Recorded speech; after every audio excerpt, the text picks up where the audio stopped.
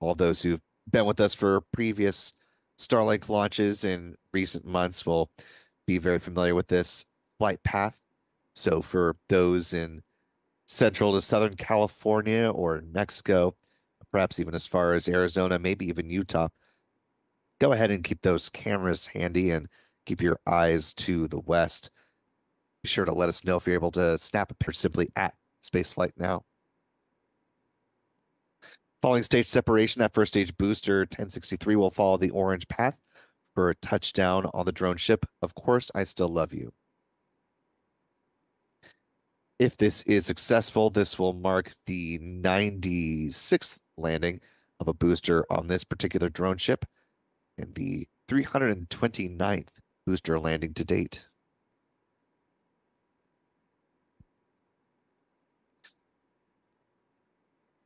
Payload fairings will separate a little bit downrange of the map you see here on your screen. They gently float down to the waters of the Pacific Ocean, supported by parachutes. And as you can see from this slide from a SpaceX presentation earlier this year, they save about $6 million per recovery effort. So a very important part of their business model is to recover, refurbish, and reuse those payload fairings, in addition to, of course, the first stage booster. They're bringing those fairings on board one of their recovery vessels. SpaceX is in the process. So far, its most flown booster has 22 missions under its proverbial belt.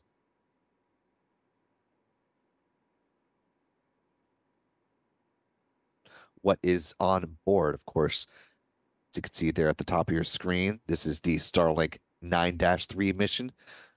On board are 20 Starlink satellites, 13 of which include the direct-to-cell phone capability.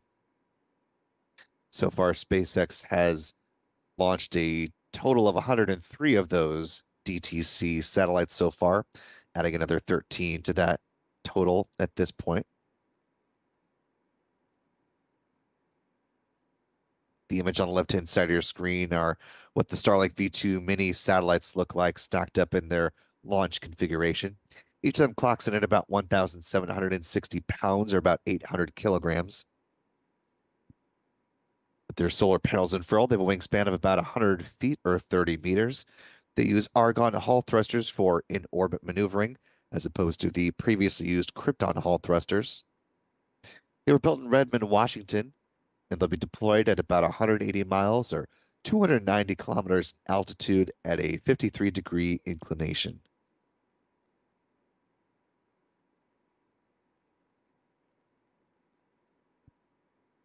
And while we don't have a good rendering from SpaceX of a V2 Mini and its on-orbit configuration, we do have this image from HEO Robotics, which specializes in two mini satellites. It was about the middle of last year, so coming up on a little more than a year ago now.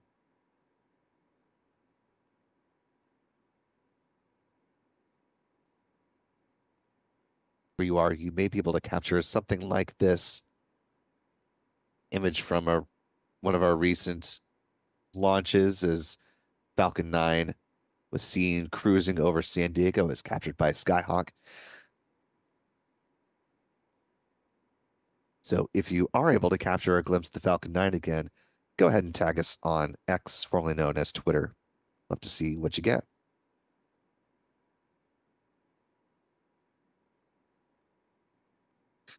And as I mentioned, this will be the 19th time that this particular first stage booster is flying.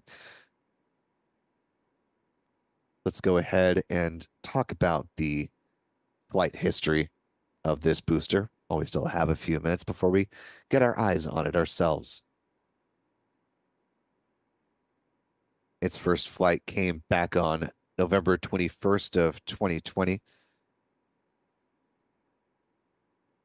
That was the launch of the Sentinel-6 Michael Freilich, or the Sentinel-6A, a radio altimeter satellite. That was followed up by its first Starlink mission, L-28, on May 21st, or excuse me, May 26th of 2021. Then a pretty nifty mission for NASA, the Double Asteroid Redirection Test, simply known as DART. NASA's endeavor to see if we could change the trajectory of another celestial body, in particular an asteroid. Our first real big planetary defense mission that was proved successful, and more is being learned about it all the time. And in fact, the European Space Agency is going to be launching a follow-up mission called Hera to go examine the aftermath of DART and get a close-up viewpoint of exactly what kind of impact DART made. It's launching, I believe, in the October timeframe if that mission stays on course. Next up are a series of Starlink satellite missions. We had Starlink 4-1 on February 25th, 4-13 on May 14th, 3-1 on July 11th, 3-4 on August 31st, 4-31 on October 28th, 2-5 on February 17th.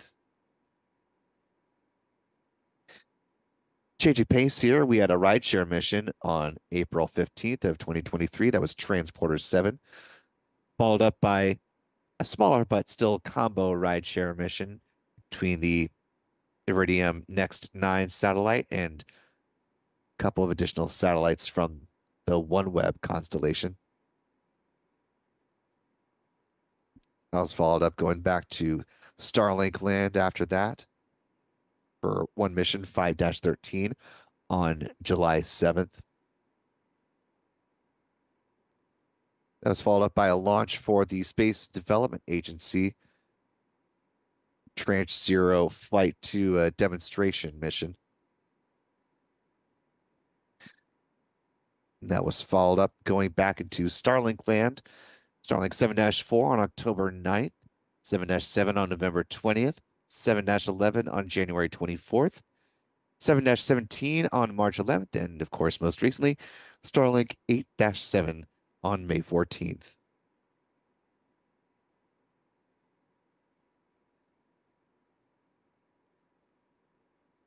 We're now T-minus 6 minutes, 26 seconds. Back, retract. And as you can hear, and I will generously say see, we are now getting the sights and sounds from the pad there at Vandenberg Space Force Base, and it is just about as Vandenberg of a launch as you can expect at this point. The lighting is such that you can see the sort of the silhouette of the Falcon 9 rocket and the strong back there, but not a whole heck of a lot else. And this vantage point, I imagine nominally this would be a pretty good viewpoint of the strong back retracting with the clamp arms opening up and transporter erector pulling away from the Falcon 9 rocket. And I will say, use your imagination. Guaranteed, though, that is what's happening right now. In this view, we may be able to see a little bit of movement as is about as good of a vantage point on the Falcon 9 as we've got right now.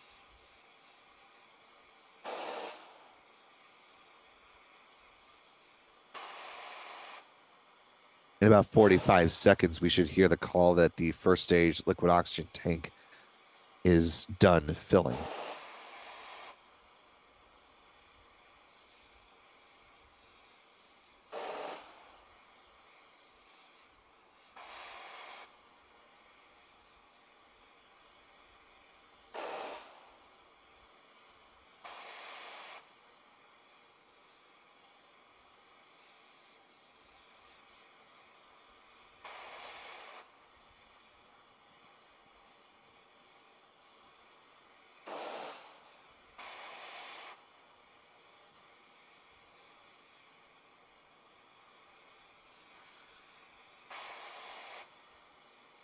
Stage 1 LOX load is complete.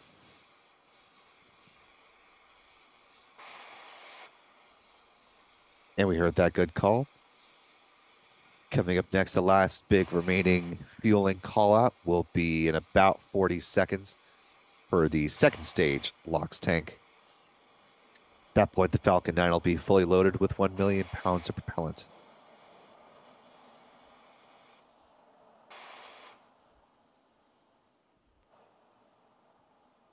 As we're waiting for that call, I want to thank one of our wonderful channel members, I am Lita, for joining us tonight with a $5 super chat. Good to see you, Lita, who says, good to see you all again. Thanks, Spaceflight Now family, for the great coverage and ride along with fellow launch buddies.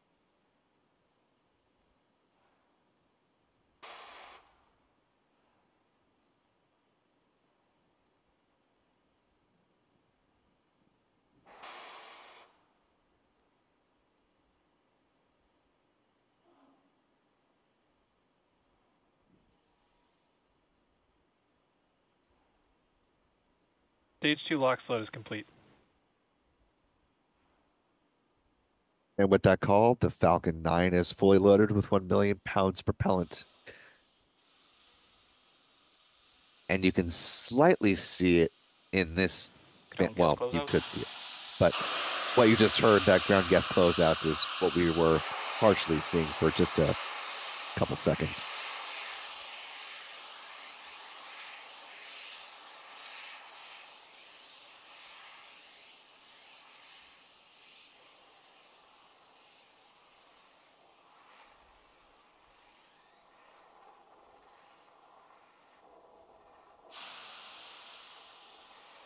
One minute out. Falcon is in startup. Last big call we're waiting to hear, of course, is the SpaceX launch director give their go for launch. That should be coming up momentarily. LD is go for launch. And with that, the Falcon 9 is ready and raring for a liftoff in just over 30 seconds. Let's go ahead and listen to the final countdown from SpaceX, and we'll be back with you on the other side of liftoff. T-minus 30 seconds.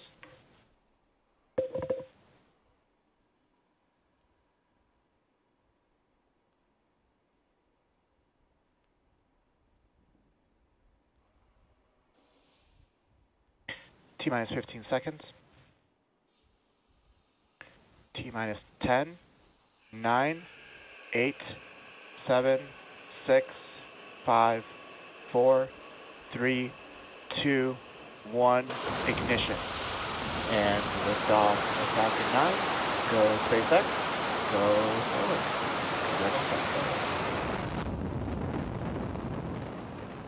Vehicle is pitching downrange.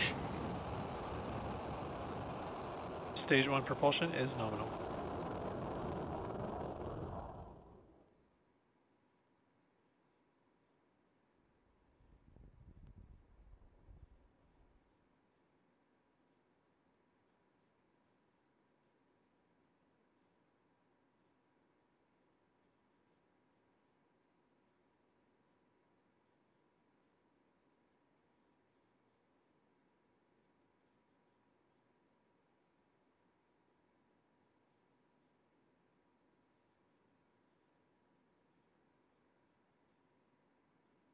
Falcon 9 is supersonic. And a good liftoff of the Falcon 9 rocket. Now a minute into flight, coming up on the point of max Power and Q. telemetry nominal. The point of greatest aerodynamic pressure on the Max vehicle. Q. You hear that call out?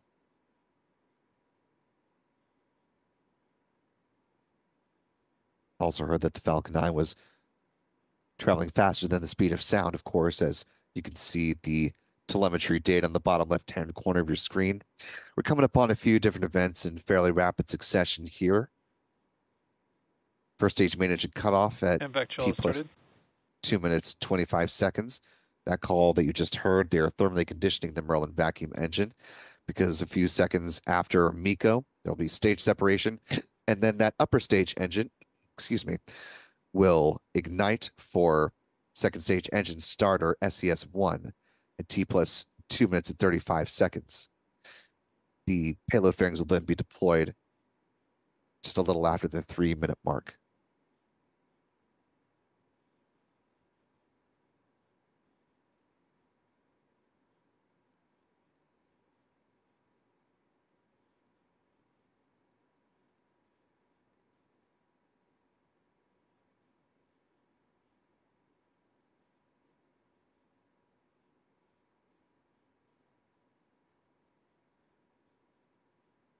Main engine cutoff.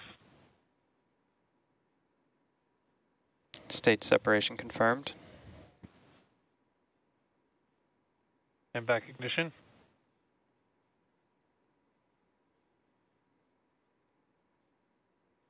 All good callouts, and see those three events happening back to back.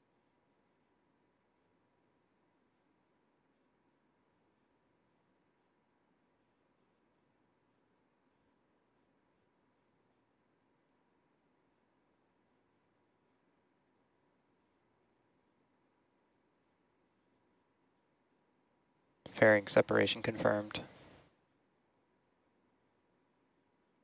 With those payload fairings now falling away, the Starlink satellites exposed to the vacuum of space for the first time on this mission, you can still see those fairings falling away just beyond the Merlin vacuum engine in this shot, which is pretty nifty. So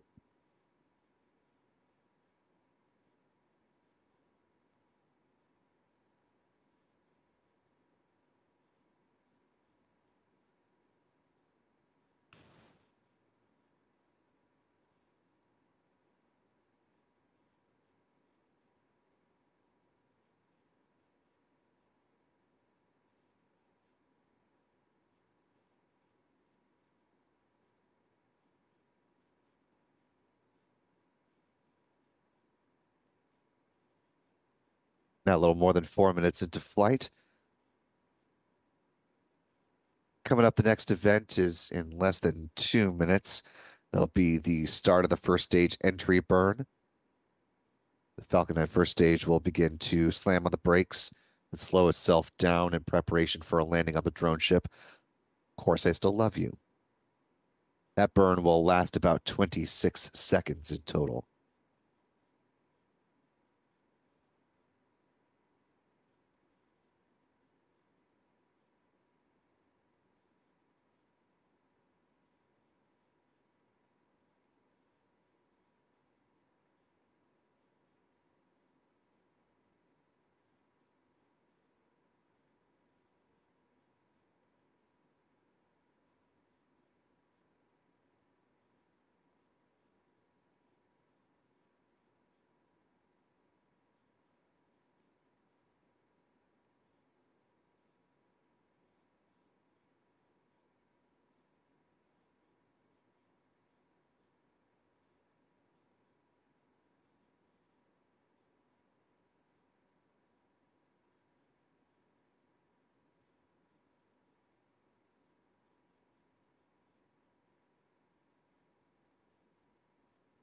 Those who've been with us for a number of Falcon flights here, no doubt noticing a bit more frost buildup that we're seeing around the Merlin vacuum engine than typical.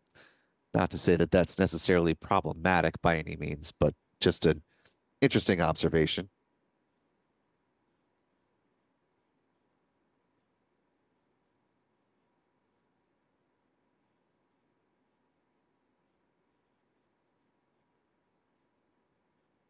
Stage 1, entry burn startup.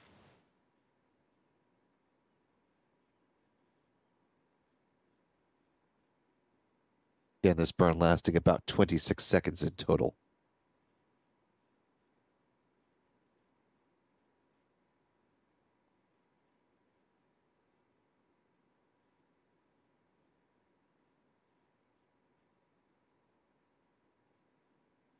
Stage 1, entry burn shutdown.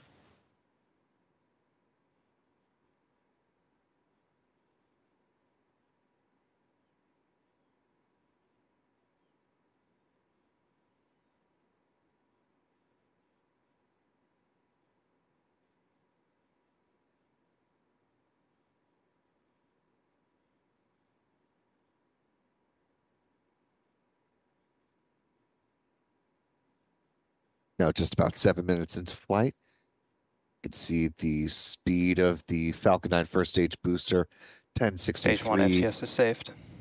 dropping rapidly. That call, the FTS, the flight termination system, has been saved as it is no longer needed for this stage in flight.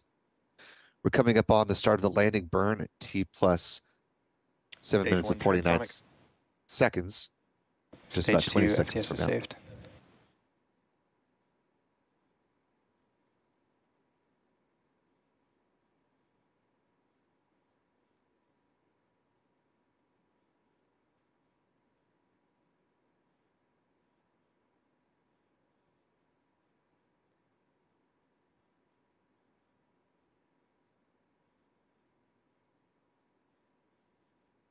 Stage 1 landing burn.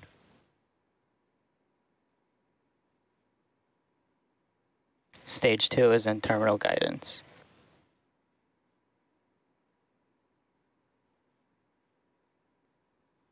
Stage 1 landing leg deploy.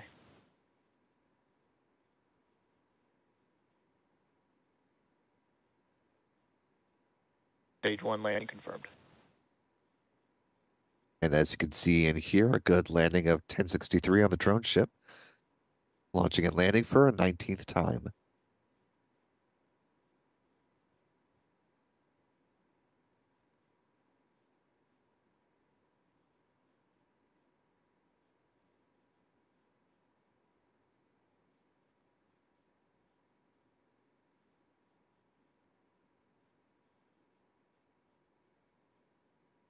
MVAC shutdown.